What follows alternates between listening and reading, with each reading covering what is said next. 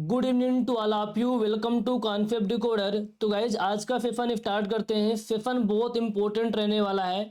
Last episode के अंदर हमने बहुत ही इंपॉर्टेंट डिस्कशन किया था, क्योंकि आप में से सभी एस्पिरेंट के क्वेश्चन आते रहते हैं। तो एक एक करके सारे सेशन के अंदर अलग अलग एपिसोड के अंदर ये सारी जानकारी हम आपको प्रोवाइड कर रहे हैं। हमारा पहला जो एपिसोड था जिसके अंदर हमने डिस्कस किया था कि डिटेल सिलेबस के बारे में, हमारा बीपीएससी असिस्टेंट इंजीनियर एग्जाम का क्या पैटर्न है एंड किस तरीके से हमारा सिलेबस है। सिलेबस के अंदर जो आपके 6 पेपर होते हैं, उन पेपर के अंदर अलग अलग चैप्टर, अलग अलग टॉपिक के नाम को डिटेल में हमने डिस्कस किया था। अब आपको क्या पता चल गया, जब किसी भी एग्जाम के लिए आप प्रिपेयर करते हैं तो बेसिकली आपको उस एग्जाम के पैटर्न और उसके डिटेल सिलेबस के बारे में जानकारी होनी चाहिए। वो तो आपने देख लिया। अब हमारी अप्रोच क्या होनी चाहिए, हमें किस अप्रोच से स्टडी करनी है, ये बहुत ज़्यादा इंपॉर्टेंट हो जाता है। तो आज की वीडियो के अंदर बहुत ही डिटेल में डिस्कशन करने वाले हैं। ये कुछ हमारे बारे में इंफॉर्मेशन है, आप चाहें तो इंस्टीट्यूट के बारे में डिटेल इंफॉर्मेशन चेक कर सकते हैं। और ये जो डिटेल सिलेबस की जो पीडीएफ है आपको टेलीग्राम पे मिल जाएगी, या फिर एक काम करिए, डिस्क्रिप्शन पे व्हाट्सएप ग्रुप का लिंक दिया हुआ है, व्हाट्सएप ग्रुप ज्वाइन कर लीजिए। जो बीपीएससी असिस्टेंट इंजीनियर एग्जाम के लिए डेडिकेटेड ग्रुप है, जिसमें जो भी अपडेट आती है, जो भी क्लासेस होती है, प्रॉपर आपको लिंक और उसके अपडेट मिलते रहते हैं। और इसकी पीडीएफ भी आपको मिल जाएगी, जिसके अंदर हमने डिटेल में सारे फ्लेवर्स को डिस्कशन किया था। पहले वाले एपिसोड को आप नहीं देखे हैं तो ये सभी एपिसोड आपके लिए बहुत ज़्यादा इंपॉर्टेंट है, यदि आप बीपीएससी असिस्टेंट इंजीनियर एग्जाम को लेकर के थोड़ा भी सीरियस हैं, क्योंकि ये रिक्रूटमेंट बहुत ही जल्द आने वाली है और मेजर रिक्रूटमेंट रहने वाली है। यदि आपको नहीं पता तो थोड़ा समझ लीजिए कि 1 से 2 मंथ के अंदर इसका नोटिफिकेशन आ जाएगा, यानी अधिकतम जाएगा तो आपका जनवरी लास्ट तक इसका नोटिफिकेशन आ जाएगा। और 1000+ पोस्ट रहने वाली है। देखिए अप्रॉक्सीमेट डेट है, ध्यान में रखिएगा। ये नोटिफिकेशन पहले भी आ सकता है, बाद में भी आ सकता है, लेकिन नोटिफिकेशन आने के बाद बहुत कम टाइम मिलेगा। ये चीज़ें क्लियर कट है, ध्यान में रखिएगा। अब ये आपके जो 6 पेपर होते हैं, इन 6 पेपर के बारे में आपको पता चल गया था और हमारी क्या अप्रोच होनी चाहिए। जैसे हमारा पेपर 1 क्या होता है, इंग्लिश का होता है, जनरल इंग्लिश। पेपर 2 हमारा जनरल हिंदी होता है। पेपर 3 हमारा जनरल स्टडी होता है। पेपर 4 के अंदर हम जनरल इंजीनियरिंग साइंस पढ़ते हैं, जिसके अंदर सिविल होता है, इलेक्ट्रिकल होता है, मैकेनिकल होता है, और कई बार इलेक्ट्रॉनिक वाले टॉपिक से भी क्वेश्चन पूछ लेते हैं। और जो पेपर आपका 5th और पेपर 6 होता है, ये आपके कोर ब्रांच का पेपर होता है। सिविल इंजीनियरिंग एस्पिरेंट है यदि आप, तो सिविल के 2 पेपर आपके होंगे, पेपर 5th और पेपर 6। और जितने भी पेपर होते हैं 50 क्वेश्चन पूछा जाता है। एक क्वेश्चन आपका 2 मार्क्स का होता है, और एक पेपर के लिए आपको 1 आवर का टाइम मिलता है। 2 दिन पेपर होगा, बैक टू बैक पेपर होता है। पहले दिन आपके 3 सेक्शन होते हैं, इंग्लिश, हिंदी, जनरल स्टडी। और अगले दिन, उसके अगले दिन यानी उसके नेक्स्ट डे आपको जो पेपर होता है, general engineering science paper 5th and paper 6 आपका होता है। ये मोटा मोटा आपको सारी चीज़ें एक बार हमने रिकॉल कर दिया। अब हमारा अप्रोच क्या होना चाहिए, देखिए आपका जो जनरल इंग्लिश वाला सेक्शन होता है, जनरल इंग्लिश वाला सेक्शन होता है, और जो जनरल हिंदी वाला सेक्शन होता है, ये जस्ट आपका क्वालिफाइंग नेचर का होता है। ये क्या होता है, क्वालिफाइंग नेचर का होता है। अब क्वालिफाइंग नेचर का है तो क्या पढ़ना नहीं पड़ेगा, बिल्कुल पढ़ना पड़ेगा। कई बार ये गलती हो जाती है कि जो मिनिमम मार्क्स होते हैं वही आप नहीं निकाल पाते, नहीं ये जो सब्जेक्ट है यही क्वालिफाइड नहीं हो पाते, तो कोर ब्रांच में कितना भी अच्छा स्टडी कर लेंगे प्रॉब्लम आएगी। लेकिन इतना भी डिफिकल्ट नहीं होता, 30-40% मार्क्स लाना बहुत ही आसान होता है, डिपेंड करता है किस कैटेगरी से है। ठीक है, अब इसके अंदर आपको तैयारी कब करनी चाहिए, जो जनरल इंग्लिश वाला सेक्शन है, जनरल हिंदी वाला सेक्शन है, जैसे ही आपका नोटिफिकेशन आ जाता है, जैसे ही आपका नोटिफिकेशन आ जाता है, उसके बाद इस वाले सेक्शन को प्रिपेयर करना थोड़ा ज़्यादा समझदारी होगी, अपने लिए ज़्यादा समझदारी होगी। नोटिफिकेशन आने के बाद में बहुत आसान सा सब्जेक्ट है, बहुत डिफिकल्ट भी नहीं है। ये बेसिकली आप अपने 12th तक आप ये जनरल इंग्लिश, जनरल हिंदी पढ़ते हुए आते हैं, वही चीज़ें आपको यहाँ पढ़नी पड़ती है। तो इन दोनों सेक्शन को तभी थोड़ा साइड में रख के चलना है, नोटिफिकेशन आने के बाद इसकी स्टडी स्टार्ट करनी है। ठीक है, क्या अप्रोच रहेगा लास्ट में इसको भी हम डिस्कस कर लेंगे, लेकिन अभी तो नोटिफिकेशन नहीं आया है। पर आज जब वीडियो को आप बना रहे हैं तो आज अपना 30 नवंबर है। ठीक है, आने वाले 2 से 3 मंथ में नोटिफिकेशन आएगा, फिर उसके 2-3 मंथ में एग्जाम होगा, यानी 5 से 6 मंथ बाद आपका एग्जाम होने वाला है। हमें लेके चल रहे हैं 6 मंथ में आपका पेपर होगा। उसके अकॉर्डिंग हमारा स्टडी प्लान क्या होना चाहिए, पर थोड़ा चार्जर दीजिएगा। 30 नवंबर 30 नवंबर को वीडियो हम बना रहे हैं, तो हमारे पास हम लेके चल रहे हैं कि मोटा मोटा हमारे पास 6 मंथ का टाइम है।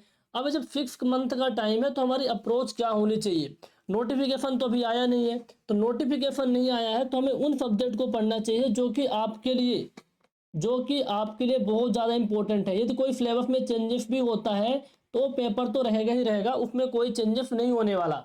जैसे कि आपके paper third, paper fourth, paper fifth, paper six, ये आपके जो पेपर हैं ये आपके मेरिट के लिए इंपॉर्टेंट होते हैं। ये 400 नंबर पे आपकी मेरिट बनती है, 400 नंबर पे आपकी मेरिट बनती है, तो मेरिट के लिए बहुत ज़्यादा इंपॉर्टेंट होते हैं। तो इनको आपको स्टडी करना चाहिए। और इनमें से चाहे दुनिया इधर से उधर हो जाए, लेकिन आपके कोर ब्रांच का पेपर तो हटेगा नहीं, कोर ब्रांच का पेपर तो होगा ही होगा। यानी सिविल में है तो सिविल तो पढ़ के ही जाना पड़ेगा। इस है ना, जनरल इंजीनियरिंग तो रहता ही रहता है। बीपीएससी का इतिहास उठा के देख लीजिए, जनरल इंजीनियरिंग था, जनरल स्टडी था। तो यदि आप इनको पढ़ना चाहें, जनरल स्टडी वगैरह, तो पढ़ सकते हैं। अदरवाइज आपको सिविल वाले सेक्शन से स्टार्ट कर देना चाहिए। सिविल वाले सेक्शन से आपको अपनी स्टडी स्टार्ट कर देनी चाहिए। यदि आपका सिविल वाला सेक्शन अच्छा है तो general study and general engineering में फोकस रखना चाहिए। और नोटिफिकेशन आने के बाद आपको जनरल इंग्लिश, जनरल हिंदी में फोकस करना चाहिए। क्लियर हो गई चीज़ें। यदि सिविल अच्छा है तो आप इन पे जा सकते हैं, जनरल इंजीनियरिंग साइंस और जनरल स्टडी पे। नहीं है तो सिविल आपको स्टार्ट करना चाहिए। सिविल अच्छा है तो इनको आप स्टार्ट करना चाहिए। ये ऊपर के जो 2 पेपर हैं वो छोड़ के रखना है अभी, ठीक है। अब हमारा क्या अप्रोच होना चाहिए? सर हम स्टार्ट कर रहे हैं, कोई भी सेक्शन स्टार्ट करें, लेट सपोज हम स्टार्ट कर रहे हैं सिविल इंजीनियरिंग, हम स्टार्ट कर रहे हैं सिविल इंजीनियरिंग, तो हमारा क्या अप्रोच होना चाहिए? वीडियो को कंप्लीटली देखिएगा, तभी जानकारी आपको मिलेगी। आधा अधूरा देखने से कुछ मतलब नहीं होगा। डबल स्पीड पे देखिए, लेकिन पूरा देखिएगा। जो सिविल इंजीनियरिंग का पार्ट है, इस सिविल इंजीनियरिंग के अंदर बहुत सारे सब्जेक्ट पढ़ने पड़ते हैं। इसके अंदर कौन कौन सब्जेक्ट पढ़ने पड़ेंगे ये तो आपने देख रखा है ना। ये जब हमने डिटेल एनालिसिस करवाया था, यहाँ पर आप देखिए, यहाँ पर आपके टोटल 7 और ये आपके 5, टोटल 12 सब्जेक्ट आपको पढ़ने पड़ेंगे। यानी 12 सब्जेक्ट्स को आपको स्टडी करनी है। अब यहाँ पर थोड़ा सा समझने की वाली बात इंपॉर्टेंट है। यदि आपको 12 सब्जेक्ट पढ़नी है तो 12 सब्जेक्ट पे पीएचडी तो हम नहीं कर सकते, ठीक है। मतलब सारे सब्जेक्ट को बहुत ही डेप्थ अंडरस्टैंडिंग से, बहुत ही मतलब डिटेल के अंदर नहीं किया जा सकता। तो आपको किस लेवल का करना होगा, आपको ये ध्यान में रखना है कि जो बीपीएससी के जो लेटेस्ट जब पैटर्न आपका चेंज हुआ है, ठीक है, जब से मेंस हटा है, उसके बाद से क्या सिनेरियो रहा बीपीएससी का, क्वेश्चन का लेवल क्या था, क्वेश्चन का लेवल क्या था, उसके अकॉर्डिंग आपको प्रिपरेशन करनी पड़ेगी। बीपीएससी असिस्टेंट इंजीनियर के जो 19 और 22 वाले पेपर हैं, इन पेपर को ध्यान में रखते हुए आपको स्टडी करनी पड़ेगी। अच्छा सर हम इस तरीके से स्टडी कर सकते हैं, बिल्कुल आप स्टडी कर सकते हैं। हम आपको एक सेल्फ स्टडी का अप्रोच बता रहे हैं अभी। यदि आप सेल्फ स्टडी की तरफ जाते हैं तो क्या अप्रोच आपको होनी चाहिए? एक तो पहले आप इन पेपर को देखना है, 19 और 22 के जो पेपर पूछे गए हैं क्या लेवल था क्वेश्चन का, क्योंकि 2 पेपर से आप ए एनालिसिस नहीं कर सकते कौन सा टॉपिक इंपॉर्टेंट है कौन सा नहीं है। लेकिन आपको क्वेश्चन का लेवल का तो आइडिया लग जाएगा, क्योंकि 10% या 10 से 20% अपर लेवल आपको लेके चलना पड़ेगा, क्योंकि हर एक साल पेपर का लेवल बढ़ रहा है, कंपटीशन बढ़ रहा है। तो ठीक है, अब देखिएगा, अब आपको क्या करना है, 19 और 22 के पेपर को एक बार फॉलो करना है, उससे आपको मोटा मोटा आइडिया लग जाएगा क्वेश्चन का लेवल क्या है। उसके बाद आपको स्टडी स्टार्ट करनी है।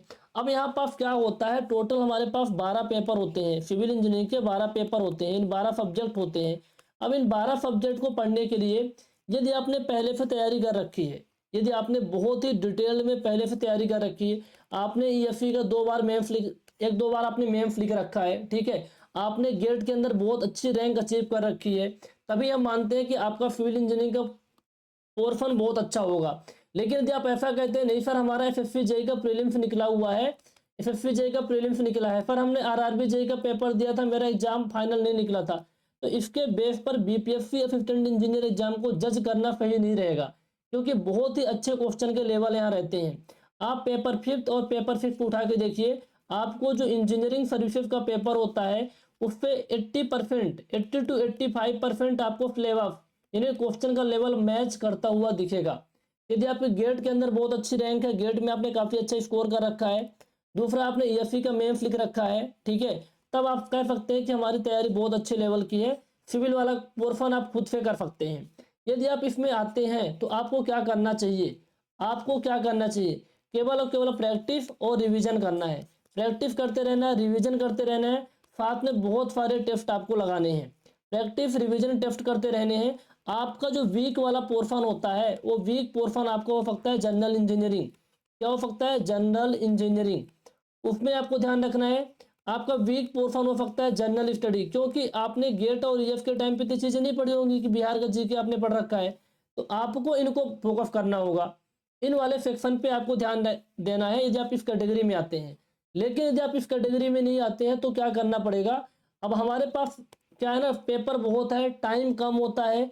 तो यदि आप सेल्फ स्टडी की तरफ जाते हैं, आप प्रेफर कैंडिडेट हैं, आप बिल्कुल थोड़ा बहुत पढ़े हैं, आपने फिफ्थ जेई वगैरह दे रखा है, आपने छोटे मोटे एग्जाम दिए हैं, कोई अच्छा खासा तैयारी आपका नहीं है, तो आपको क्या करना होगा, उस केस के अंदर यदि आप सेल्फ स्टडी की तरफ जाते हैं तो काफ़ी टाइम लगेगा, क्योंकि आपको प्रॉपर गाइड आइडिया नहीं है सब्जेक्ट के बारे में, बहुत सारे कॉन्सेप्ट आप फंसेंगे, काफ़ी टाइम टेकिंग हो जाएगा। उस केस के अंदर आपको क्या करना चाहिए, कोई ना कोई कोचिंग, कोई ना कोई कोचिंग, कोई ना कोई मेंटर आपके साथ होना चाहिए, जो आपको प्रॉपर गाइड कर पाए कि किस अप्रोच से आपको तैयारी करनी है। ठीक है, किस अप्रोच से तैयारी करनी है, ये बहुत ज़्यादा इंपॉर्टेंट हो जाता है। तो अब आप इसके लिए क्या करेंगे, अब आप इसके लिए क्या करेंगे, कैसे किसी कोचिंग को डिसाइड करेंगे कि ये हमारे लिए बेटर होगी कि नहीं होगी, ये बहुत ज़्यादा इंपॉर्टेंट हो जाता है। क्योंकि आपको अप्रोच क्या रखनी पड़ेगी, जब कोई भी कोचिंग ज्वाइन करेंगे तो सबसे पहले आपको तो कॉन्सेप्ट सीखने होंगे, आपको बहुत ही अंडरस्टैंडिंग के साथ में डिटेल में कॉन्सेप्ट सीखने हैं, उतना ही पढ़ना है जितना एग्जाम के लिए रिक्वायर्ड है। ठीक है, क्योंकि जो गेट और ईएफ के लिए पढ़ चुके हैं डिटेल के अंदर, वो अपना समझ सकते हैं कि हमें किस किस एरिया को पढ़ना है, क्योंकि सिलेबस में प्रॉपर टॉपिक मेंशन है। लेकिन आपने बहुत ही डिटेल में कभी पढ़ा ही नहीं है, तो आपको तो आइडिया ही नहीं है कि कौन सा टॉपिक कैसे पढ़ना है। तो आपको क्या करना है, कॉन्सेप्ट को बहुत अच्छे से लर्न करना है। ठीक है, कॉन्सेप्ट को बहुत अच्छे से लर्न करना है, लेकिन ध्यान रखिएगा कोचिंग को सेलेक्ट करते वक्त बिल्कुल गलती नहीं करनी है, क्योंकि आजकल बहुत सारा, आजकल ना ऑनलाइन के अंदर आपको हज़ारों वीडियो मिल जाएंगे, हज़ारों मेंटर मिल जाएंगे, लेकिन आपको देखना है कि आपको जो मेंटर प्रिपेयर करवा रहे हैं, जो आप जहाँ से कंटेंट ले रहे हैं, क्या वो BPSC assistant engineer exam oriented है कि नहीं है। आपको तो ऐसा नहीं है ना कि आप इस साल पढ़ लेंगे, थोड़ा बहुत आइडिया हो जाएगा, फिर अगले साल रिक्रूटमेंट आएगा, फिर आप पेपर देंगे, क्योंकि इलेक्शन के बाद तो कुछ अभी होना नहीं है, 1-1.5 साल के अंदर जो प्रोसेस होगी तो हो जाएगी। तो आपके पास जो टाइम है वो बहुत ही गोल्डन टाइम है, इस टाइम को सही यूज करना है सही कंटेंट के साथ में। तो क्या करना होगा, आपकी जो कोचिंग होनी चाहिए वो बीपीएससी असिस्टेंट इंजीनियर एग्जाम के लिए डेडिकेटेड होनी चाहिए। यदि प्रॉपर तरीके से डेडिकेटेड कंटेंट प्रोवाइड कर रहे हैं, बिट बाय बिट जो सिलेबस में दिया हुआ है वो प्रोवाइड कर रहे हैं। ठीक है, साथ में उसके अंदर आपको ये भी देखना है कि जो आपको फैकल्टी पढ़ा रहे हैं उनका कितना एक्सपीरियंस रहा है, कितने सालों से पढ़ा रहे हैं। ठीक है, यहाँ पास दो चीज़ें होती है, ये बहुत ज़्यादा मैटर नहीं करता कि टीचर बीपीएससी के अंदर ही है, वो किसी अदर स्टेट के अंदर असिस्टेंट इंजीनियर के रूप में वर्किंग होंगे, वो किसी पीएसयू के अंदर वर्किंग होंगे, या उन्होंने अपनी जॉब को रिजाइन करके केवल टीचिंग के फील्ड पे आ गए होंगे। तो आपको थोड़ा सा समझना पड़ेगा कि जो फैकल्टी है कितने साल का एक्सपीरियंस है, मिनिमम 5 ईयर का एक्सपीरियंस तो होना ही चाहिए। ये बहुत ज़्यादा इंपॉर्टेंट होता है, क्योंकि आप असिस्टेंट इंजीनियर एग्जाम के लिए प्रिपेयर कर रहे हैं, फैकल्टी कोई ना कोई बहुत अच्छा एग्जाम क्रैक किया हो तो बहुत बढ़िया रहता है, वर्किंग है तो अच्छी बात है, रिजाइन कर दिया तो कोई इशू नहीं है, टीचिंग का एक्सपीरियंस काफ़ी काम में आता है। तीसरी बात, आपको 1-to-1 सपोर्ट मिलना चाहिए। 1-to-1 सपोर्ट का मतलब क्या होता है, ऐसा नहीं होता कि आप जब कॉल करेंगे टीचर आपके कॉल रिसीव कर लेंगे, ऐसा कहीं नहीं होता। 1-to-1 सपोर्ट का मतलब ये होता है कि यदि आप लाइव क्लास नहीं अटेंड किए हैं, आप क्लास को रिकॉर्डिंग देख रहे हैं और आपको कोई डाउट आ रहा है, तो टीचर व्हाट्सएप पे या फिर ऐप पे आपको इंडिविजुअल रिप्लाई कर सकें, ज़रूरत पड़े तो आपके कॉल के थ्रू आपके डाउट क्लियर कर दें। ठीक है, ज़रूरत पड़े तो आपके लिए डेडिकेटेड कोई छोटा सा वीडियो बना के आपके डाउट क्लियर कर दें। ये आपका होता है 1-to-1 सपोर्ट। ठीक है, ये क्या होता है, 1-to-1 सपोर्ट। ये सपोर्ट बहुत ज़्यादा इंपॉर्टेंट होता है। क्यों होता है मैं और बता रहा हूँ आपको। कई बार क्या होता है, मान लीजिए आपका एग्जाम मई में शेड्यूल हुआ, मई में नहीं हो रहा, जुलाई में एग्जाम चला गया, ये आपको जो 3 से 4 मंथ का जो गैप होता है ना, इस बीच में स्टूडेंट बिल्कुल डिमोटिवेट हो जाते हैं। पर हमने अपनी जॉब रिजाइन कर, जॉब को लीव ले करके, जॉब रिजाइन करके हम तैयारी कर रहे थे, लेकिन हुआ क्या कि भाई एग्जाम ही नहीं हो रहा है, तो डिमोटिवेट हो जाते हैं।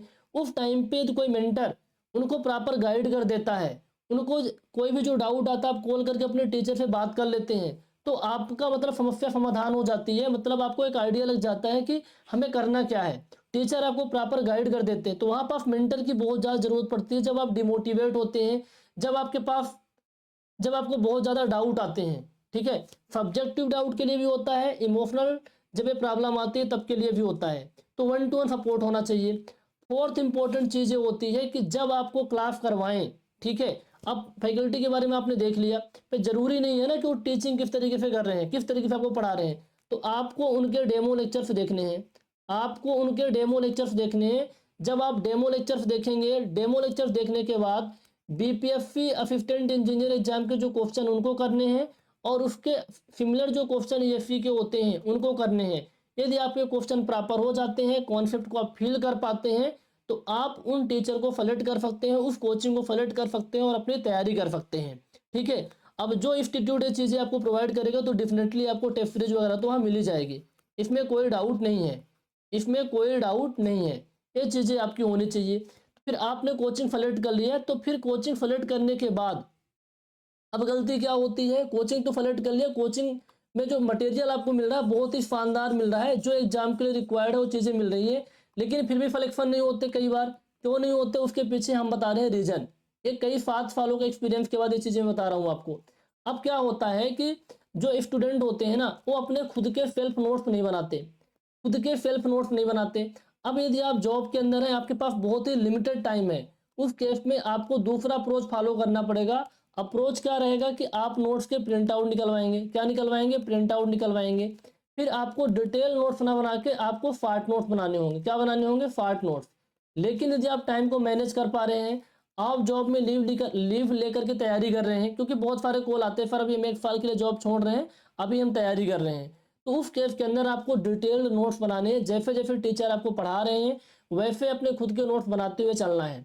जैसे आपका कोई टॉपिक कंप्लीट होता है, आपने मान लीजिए स्ट्रेंथ ऑफ मटेरियल से स्टार्ट किया, फॉर्म पे पढ़ना शुरू किया, फॉर्म में आपने पहला वाला चैप्टर पढ़ा प्रॉपर्टी ऑफ मटेरियल के बारे में, तो पढ़ने के बाद आपको अगले वाले चैप्टर एफएफडी बीएमडी में नहीं जाना है, तुरंत नहीं जंप करना है। आपको क्या करना है, जैसे हमारे यहाँ क्या होता है कि जब भी कोई क्लास होती है तो क्लास कंप्लीट होने के बाद, यानी वो चैप्टर मान लीजिए 5 से 7 घंटे में कंप्लीट हो गया, उसके बाद जितने भी क्वेश्चन आपके बीपीएससी के होते हैं, ठीक है, आपके ईएफई के क्वेश्चन होते हैं, गेट के 1 मार्क्स वाले क्वेश्चन जो आपके एग्जाम में आ सकते हैं, अलग अलग स्टेट के जो ए के क्वेश्चन जो आपके बीपीएससी में आ सकते हैं, वो सभी क्वेश्चन हम क्लास के अंदर करवा देते हैं। तो आपको खुद से भी करना है, ठीक है, आपको क्लासेस देखने के बाद इन क्वेश्चन को कर लेना है, इन क्वेश्चन को कर लेना है।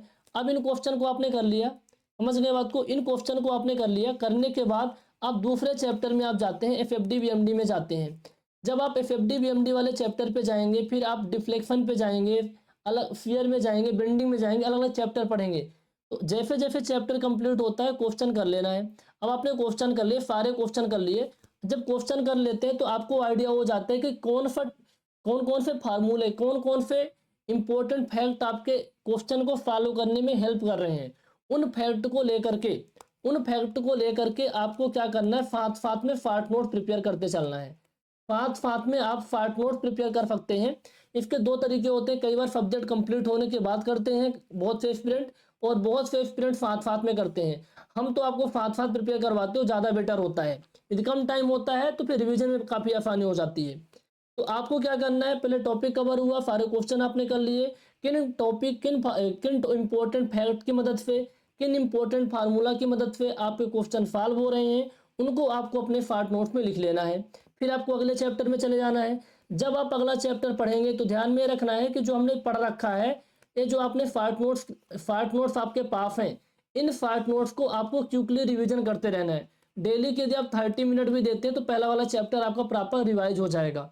और दूसरी चीज़ क्या करनी है, इसमें होगा क्या कि बहुत से ऐसे क्वेश्चन होंगे पहले वाले चैप्टर के 5 से 10% जो पहली बार में आप सॉल्व नहीं कर पाए होंगे, तो उसमें आप रेड मार्क कर लीजिए, फिर हाईलाइट कर लीजिए।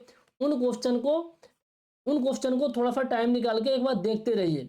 जैसे जब दूसरे वाला चैप्टर पढ़ेंगे ना, एफएफडी बीएमडी वाले क्वेश्चन करेंगे टॉपिक कंप्लीट होने के बाद, तो जो रेड मार्क वाले क्वेश्चन है ना, इनको भी आपको कर लेना है, इन क्वेश्चन को भी कर लेना है। ये पूरी की पूरे चैप्टर में, मान लो फॉर्म के 10 चैप्टर आप पढ़ते हैं, ठीक है, फॉर्म के 10 चैप्टर पढ़ते हैं, तो 10 चैप्टर के अंदर एक सिमिलर अप्रोच रखनी है। फिर क्या करना है, जैसे आपका फॉर्म कंप्लीट हो गया तो फॉर्म की लगानी है आपको ऑनलाइन टेस्ट सीरीज। क्या लगानी है, ऑनलाइन टेस्ट सीरीज लगानी है। ये बहुत ज़्यादा इंपॉर्टेंट हो जाता है। सब्जेक्ट वाइज आपको टेस्ट लगाने हैं, बीपीएससी के ही टेस्ट लगाने हैं, जिससे आपको पता चलेगा कि लेवल क्वेश्चन का क्या रहता है। एक तो क्वेश्चन का लेवल का आपको आइडिया लग जाता है, दूसरा क्या है कि आप क्या गलती कर रहे हैं, ठीक है, आपको ये आइडिया लग जाता है। तीसरा आपको टाइम मैनेजमेंट का आइडिया लग जाता है। अब कई बार क्या होता है ना, हमें लगता है कि हमारा पूरा सिलेबस फिनिश हो जाए, 100% फिनिश हो जाए, इसके बाद हम टेस्ट लगाएंगे। यही गलती तो होती है कि लास्ट में सिलेबस कोई फिनिश ही नहीं होता। आपको क्या करना है कि साथ साथ में ये अपने टेस्ट को लगाते रहना है, ठीक है, सब्जेक्ट वाइज टेस्ट आप लगाते रहिए। समझ में आ गई बात। आपने बहुत अच्छे से कोचिंग सेलेक्ट कर लिया है। कोचिंग सेलेक्ट करने के बाद आपको टीचर बहुत अच्छे से पढ़ा रहे हैं, आप अपने नोट्स प्रिपेयर करते जा रहे हैं, क्वेश्चन प्रैक्टिस करते जा रहे हैं, फास्ट नोट्स बनाते जा रहे हैं। तो ये अप्रोच फॉलो करनी है। केवल आपको फॉर्म में नहीं, सिविल इंजीनियरिंग के पूरे 12 पेपर के अंदर, जनरल इंजीनियरिंग के अंदर, सिविल इलेक्ट्रिकल मैकेनिकल के अंदर, जनरल स्टडी के अंदर, ये आपके जो 4 पेपर हैं इनके अंदर सिमिलर अप्रोच आपको फॉलो करनी है। ठीक है। और यही अप्रोच बाद में जब आप general English and general Hindi की प्रिपरेशन स्टार्ट करेंगे वहाँ कर सकते हैं। ठीक है। वहाँ आपको डिटेल नोट्स बनाने की जरूरत नहीं पड़ती, वहाँ आप फास्ट नोट्स बना लेंगे। इंपॉर्टेंट फैक्ट और जो फैक्ट होते हैं, जैसे आप मान लीजिए हिंदी में फंदी पढ़ रहे हैं तो फंद के लिए कुछ रूल्स होते हैं, कुछ नियम होते हैं, तो नियम के बना लेंगे। समास के बारे में छोटे छोटे पॉइंट लिख लेंगे, क्या कितने टाइप के समास होते हैं, उनकी की पहचान क्या होती है, तो रफ कितने टाइप के होते हैं, ये आप ऐसे हिंदी में पढ़ लेते हैं। ऐसे हिंदी और इंग्लिश प्रिपेयर करना तो बहुत आसान होगा, इसकी बहुत अलग अप्रोच रखेंगे तो बहुत कम टाइम में आप प्रिपेयर कर लेंगे। बट जो आपके मेरिट के लिए इंपॉर्टेंट है हम उसकी बात कर रहे थे अभी। ठीक है। तो सभी पेपर के अंदर सिमिलर अप्रोच आपको रखना है। जब आपके 3-4 सब्जेक्ट हो जाए ना, तो आपको क्या करना है, मान लो आपको फॉर्म वाला सब्जेक्ट हो गया, अब फॉर्म करने के बाद आप मान लो आरसीसी पढ़ते हैं या फिर आप स्ट्रक्चर पढ़ते हैं, तो आपको क्या करना है ना, स्ट्रक्चर ऐसा नहीं करना कि फॉर्म खत्म हो चुका, फॉर्म बनने लगा हमसे, अब स्ट्रक्चर को पूरा पढ़ने के बाद आरसीसी पढ़ेंगे, स्टील पढ़ेंगे, फॉर्म पे ध्यान नहीं देंगे। ये गलती बिल्कुल नहीं करना, क्योंकि अभी आप 25 से 30 दिनों में फॉर्म पढ़े हैं, ताजे ताजे सारे फैक्ट आपको पता है, यानी नोट्स में एक नज़र डालेंगे सारी चीज़ें आपको रिकॉल हो जाएंगी। लेकिन ये 4 सब्जेक्ट पढ़ने के बाद इस पर आएंगे तो आधे से चीज़ें निकल जाएंगी। तो एक चीज़ें नहीं करनी है आपको। आपको क्या करना है, जब कोई दूसरा सब्जेक्ट आप स्टार्ट करें तो इस वाले सब्जेक्ट को पैरेलल, जैसे मान लीजिए डेली की आप 6 आवर स्टडी कर रहे हैं तो 1 आवर आप इस वाले सब्जेक्ट को देते रहिए। इसमें एक तो आपको क्विकली रिवीजन कर लेना है अपने शॉर्ट नोट से, दूसरे आपको प्रैक्टिस करने हैं, क्वेश्चन को बार बार लगाते रहने हैं। कौन से क्वेश्चन लगाने हैं, जो बहुत ईजी क्वेश्चन होते हैं जिनको एक बार में आपने लगा लिया उनको लगाने की जरूरत नहीं पड़ेगी। जो डिफिकल्ट और मॉडरेट लेवल के क्वेश्चन होते हैं, जो फर्स्ट टाइम करने में डिफिकल्टी आ रही थी, जिनको आप मार्क किए हैं, उन क्वेश्चन को आप करते जाइए, उन क्वेश्चन को आप करते जाइए। और थोड़ा टाइम मिले तो जो इजी वाले क्वेश्चन थे उनको भी एक बार देख लीजिए। ये अप्रोच आपको रखनी पड़ेगी। तो जैसे आपने फॉर्म के बाद आरसीसी स्टार्ट किया तो आपके फॉर्म के आरसीसी कंप्लीट होते होते फॉर्म की भी बहुत अच्छी रिवीजन हो जाएगी। अब क्या करना है, स्ट्रक्चर आप जब पढ़ेंगे तो फॉर्म और आरसीसी का पैरेलल पे रिवीजन रखना है। अभी आपको लग रहा होगा ना फॉर्म पढ़ रहे हैं बड़े 6 घंटे पढ़ लिया काम हो गया, लेकिन ध्यान रखिएगा टाइम के साथ साथ आपके पास बर्डन बढ़ता जाएगा, क्योंकि फॉर्म पढ़ने के बाद आप स्ट्रक्चर पढ़ेंगे तो फॉर्म का रिवीजन करना पड़ेगा, आरसीसी पढ़ेंगे तो फॉर्म और स्ट्रक्चर का रिवीजन करना पड़ेगा, स्टील पढ़ेंगे तो इन तीनों पेपर का आपको रिवीजन करना पड़ेगा साथ साथ में। ठीक है। तो ये रिवीजन इस तरीके से रखेंगे तो आपका काम हो जाएगा। रिवीजन के लिए सबसे बेटर होते हैं अपने शॉर्ट नोट्स। ठीक है। जब प्रॉब्लम आए तो डिटेल नोट्स की हेल्प ले लेनी चाहिए और साथ में तुरंत क्वेश्चन की प्रैक्टिस करते जाना चाहिए, क्योंकि आपका पेपर अल्टीमेटली ऑब्जेक्टिव होगा, क्वेश्चन आपको फॉलो करने होंगे। तो क्वेश्चन फॉलो करने की हैबिट आपको अभी से बनानी पड़ेगी। ठीक है। अभी से बनानी पड़ेगी। अब जैसे इस तरीके से जब अप्रोच रखते हैं तो डेफिनेटली बहुत अच्छे से आप तैयारी कर पाएंगे, बहुत अच्छी तैयारी कर पाएंगे। अब इसके अंदर एक चीज़ और होती है, जैसे आपका ना 3-4 सब्जेक्ट हो गए तो आपको मिक्स टेस्ट लगाते रहना है। मिक्स टेस्ट में क्या होंगे, आपने फॉर्म को भी रिवीजन किया, आपने आरसीसी का भी किया, आपने स्टील का भी किया, आपने स्ट्रक्चर का भी किया। अब इन चारों सब्जेक्ट को मिक्स टेस्ट मिल जाएंगे ना। अब मान लें सपोज आप इन्वायरमेंट में शिफ्ट हो चुके हैं या फिर ट्रांसपोर्टेशन में शिफ्ट हो चुके हैं, तो जो आपके स्ट्रक्चर वाले सब्जेक्ट है जिनके मिक्स टेस्ट मिल जाए तो काफ़ी अच्छा रहेगा। अच्छा, मिक्स टेस्ट आपको नहीं मिल पाते तो आपको क्या करना, मिक्स क्वेश्चन लगाते रहना है। ठीक है। मिक्स क्वेश्चन यानी फॉर्म के भी क्वेश्चन कुछ लगाने हैं, कुछ आरसीसी के, कुछ स्टील के, कुछ स्ट्रक्चर के। ठीक है। डेली के 30-30 मिनट यानी 1 घंटे 20 मिनट आप क्वेश्चन लगाने में दे रहे हैं, 1 आवर 20 मिनट आप किस में दे रहे हैं, क्वेश्चन लगाने में दे रहे हैं, तो आपका काम हो जाएगा। आप हर एक सब्जेक्ट को थोड़ा थोड़ा टच में रहेंगे तो भूलेगी नहीं चीज़ें। ठीक है। फिर जैसे आपका सिलेबस फिनिश हो जाए 80 to 90%, 100% तो कभी होता नहीं चीज़ें, 80 to 90% हो जाए तो आपको फुल लेंथ टेस्ट अटेम्प्ट करना शुरू कर देना चाहिए। फुल लेंथ टेस्ट आपको अटेम्प्ट करना शुरू कर देना चाहिए। स्कोर कम है ज़्यादा है मैटर नहीं करता, डेली के आप मतलब एक अल्टरनेट डे पे आपने टेस्ट लगाया, फिर कितने क्वेश्चन गलत हुए, प्रॉपर आपने डिटेल्ड में एनालिसिस किया, गलतियां कहाँ हो रही है, कहाँ रिवीजन करना है, कौन से फैक्ट भूल गए हैं, तो उन सबको ध्यान में रखते हुए यदि आप एनालिसिस करेंगे, फिर अगला टेस्ट लगाएंगे तो अगले टेस्ट में आपके अच्छे स्कोर आएंगे, फिर अगला टेस्ट लगाएंगे तो उसमें और अच्छा स्कोर आएंगे। तो इस तरीके से धीरे धीरे प्रैक्टिस करते रहनी है। तो यदि आप ये अप्रोच रखते हैं तो डेफिनेटली आप एग्जाम को क्रैक कर ले जाएंगे।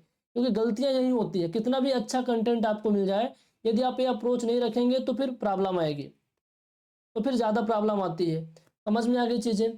ठीक है। अब इसके अंदर एक फैक्टर बहुत ज़्यादा आता है टाइम मैनेजमेंट का। तो टाइम मैनेजमेंट का हम एक डिटेल सेशन लेंगे कि देखिए कि आप यदि आप प्रेफर हैं तो आपको किस तरीके से ज़्यादा टाइम को अच्छे से मैनेज करना है। और जॉब वालों के पास तो बहुत ही कम टाइम होता है वैसे भी। ठीक है, जॉब 8 से 10 घंटे सिविल की जॉब होती है, इसके बाद आपको स्टडी करना होता है।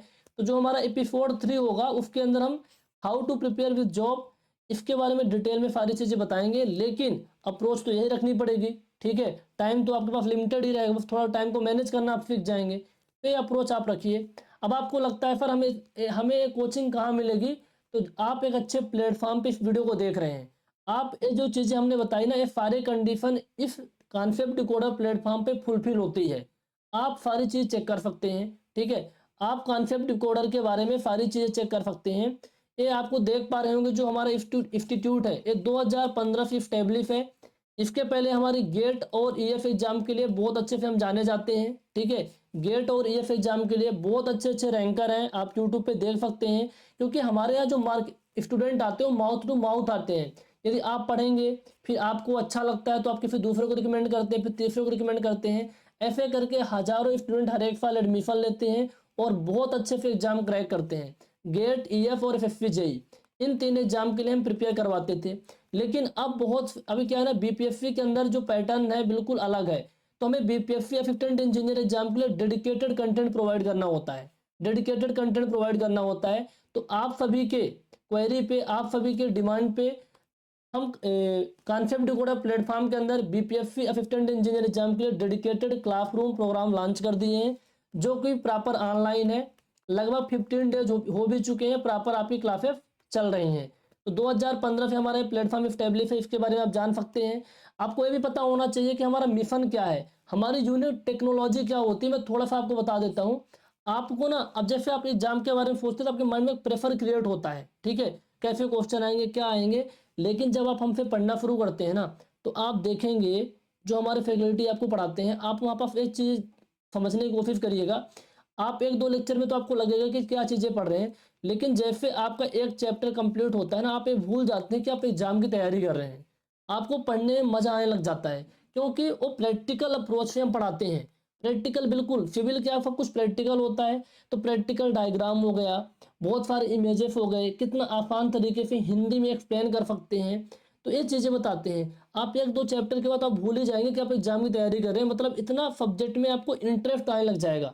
जब आपको इंटरेस्ट आने लग जाए तो फिर सब्जेक्ट पढ़ना बहुत आसान हो जाता है, क्वेश्चन वगैरह तो फिर नॉर्मली हो जाते हैं। हमारा सबसे अच्छा तरीका यही होता है, जो कुछ भी हम पढ़ाते हैं बहुत ही सिंपल लहजे के अंदर, बहुत ही प्रैक्टिकल अप्रोच रख करके, ताकि आपकी चीज़ें क्लियर हो जाए। बाकी की चीज़ें आप पढ़ सकते हैं, ट्रैक रिकॉर्ड हमारा क्या था ये भी चीज़ें आप देख सकते हैं। जो कॉन्सेप्ट डिकोडर के फाउंडर हैं उनकी क्या क्वालिफिकेशन है, कितने साल का एक्सपीरियंस है, जो मोस्टली सिविल वाले पेपर आपको पढ़ाते हैं, इनके बारे में आप अच्छे से देख सकते हैं। इनके बारे में अच्छे से आप देख सकते हैं। बीपीएससी 2024 के बारे में कुछ पॉइंट हमने लिखे हैं, बहुत ही इंपॉर्टेंट है, इनको भी एक बार आप देख लीजिएगा, आपके लिए रहेगा। अब बात आती है सर, यदि हम कॉन्सेप्ट डिकोडर प्लेटफॉर्म पे ज्वाइन करते हैं तो हमें क्या क्या कंटेंट मिलेगा। ठीक है, और अप्रोच तो ये फॉलो करनी, अप्रोच हमने बता दी। इसके अंदर आपको क्या क्या कंटेंट मिलेगा उसके बारे में हम थोड़ा सा डिस्कस कर लेते हैं। यहाँ आपकी क्लासेस होती हैं लाइव, लेकिन होता क्या है कि most of the student working है, वो लाइव क्लास अटेंड नहीं कर पाते। हालांकि जो लाइव क्लास का टाइमिंग हमने रखा है वो 7 PM to 10 PM रखा है। अभी अभी 3 आवर के अप्रॉक्सीमेट क्लास आपको अपडेट होती है, लेकिन इसके अंदर भी स्टूडेंट लाइव नहीं आते। जब यदि आप लाइव नहीं आ पाते तो उन लाइव क्लासेस की रिकॉर्डिंग आपको मिल जाती है। ठीक है, और लाइव क्लासेस के दौरान कोई भी आपको डाउट आता है तो जो फैकल्टी आपको लाइव क्लास में पढ़वाए हैं वो उन फैकल्टीज़ का आपको व्हाट्सअप नंबर मिल जाता है। उनको आप डायरेक्टली व्हाट्सअप करेंगे, सर आपने जो कैनाल पढ़ाया था ना, हमें डाउट आ रहा है, आप उनको ऑडियो मैसेज कर दीजिए, प्रॉपर आपको रिप्लाई कर देते हैं। इसका तो बिल्कुल इशू नहीं है कि यदि आप लाइव क्लास अटेंड नहीं कर पाते तो आपको रिकॉर्डिंग पढ़ेंगे तो कोई डाउट नहीं आएगा, क्योंकि आपके पास 1-to-1 व्हाट्सअप सपोर्ट रहता है, और ज़रूरत पड़ी तो कॉल पे भी आपके सारे डाउट क्लियर कर देते हैं। दूसरी इंपॉर्टेंट बात क्या है कि हम इसमें नोट्स प्रोवाइड करते हैं। जो क्लासेस पढ़ाते हैं उनके जो नोट्स रेडी होते हैं, प्रॉपर आपको नोट्स मिल जाते हैं। प्रैक्टिस क्वेश्चन के बारे में हमने बता ही दिया आपको। हम क्या करते हैं, जैसे आपका कोई टॉपिक कंप्लीट होता है उसके आसपास के जितने भी क्वेश्चन होते हैं, गेट के, ईएफ के, और आपके कुछ आजकल एफएफजे के जो स्टैंडर्ड क्वेश्चन होते हैं क्वेश्चन में पिकअप कर लेते हैं, लेटेस्ट जो क्वेश्चन होते हैं, साथ में बीपीएससी के जो क्वेश्चन होते हैं और अलग अलग स्टेट के जो ए के अच्छे क्वेश्चन होते हैं जो आपके एग्जाम में आ सकते हैं, वो सभी क्वेश्चन हम क्लास के अंदर करवा देते हैं। इसके लिए आपको कुछ करना नहीं पड़ता। दूसरी बात क्या है, दूसरी बात क्या है, यदि आप इन चीज़ों को करते हैं, ठीक है, इन चीज़ों को करते हैं, अब आपका जो पेपर है ना 6 मंथ 1 साल के अंदर हो जाना चाहिए, नहीं होता, ठीक है, कुछ प्रॉब्लम आती है तो कोर्स की जो वैलिडिटी आपको 2 साल की मिलती है, 2 साल की मिलती है। 2 साल तक आपके आईडी पे कोर्स रहेगा, डिलीट नहीं होगा, ठीक है, डिलीट नहीं होगा। कंटेंट को आप कहाँ एक्सेस कर सकते हैं, कंटेंट को आपको एक्सेस करने के लिए आप चाहें तो एंड्रॉयड एप्लीकेशन पे कर सकते हैं, ठीक है, एंड्रॉयड एप्लीकेशन पे कर सकते हैं। आप चाहें तो लैपटॉप पे कर सकते हैं। लैपटॉप पे करने के लिए आपको हमारे वेबसाइट के थ्रू जाना होगा, वेबसाइट के थ्रू जाना होगा, ठीक है। और एंड्रॉयड एप्लीकेशन तो कॉन्सेप्ट डिकोडर नाम से प्ले स्टोर पे आपको मिल जाएगा। अब वेबसाइट पे कैसे जाना है इसका आपको कन्फ्यूजन होता है तो आप एक काम करिएगा, ये जो 9340888429 वाला नंबर है ना, इस नंबर पे आप व्हाट्सअप कर लीजिएगा। इस पर हम किस तरीके से अप्रोच रखें, हमारी अप्रोच क्या होनी चाहिए, ठीक है। और आपके कोई डाउट आते हैं तो आप एक काम करिएगा, वेबसाइट वाला चीज़ें आप इस नंबर पे डिस्कस कर लीजिएगा। पर वेबसाइट पे कैसे एक्सेस करना है, कोई प्रॉब्लम है तो आप डिस्कस कर सकते हैं। बाकी की चीज़ें आप मोबाइल पे भी स्मूथली चलता है, कोई प्रॉब्लम नहीं होती। आप चाहें तो iOS के अंदर भी देख सकते हैं, और आपको ऐप स्टोर के अंदर हमारा ऐप मिल जाएगा। कैसे एक्सेस करना है इसके लिए भी आपको व्हाट्सअप करना होगा। बाकी यदि आप एंड्रॉयड पे करते हैं तो प्ले स्टोर पे जाके कॉन्सेप्ट डिकोडर आप सर्च कर सकते हैं, या फिर डिस्क्रिप्शन पे भी आपको लिंक मिल जाएगा। ये लक्ष्य बैच है, लक्ष्य बैच के अंदर डेडिकेटेड क्लासेस चल रही हैं। जो चीज़ें हमने बताई प्रॉपर उसी को ध्यान में रखते हुए, जिसपे कि आपका एग्जाम निकल जाए बहुत अच्छे रैंक के अंदर, तो कट ऑफ अच्छी खासी जाती है। लास्ट वाली वीडियो पे हमने दिखाई दिया है। तो आपको बहुत ही पॉइंटेड स्टडी करनी पड़ेगी, बिल्कुल फोकस्ड स्टडी करनी पड़ेगी और आउट परफॉर्म करना पड़ेगा।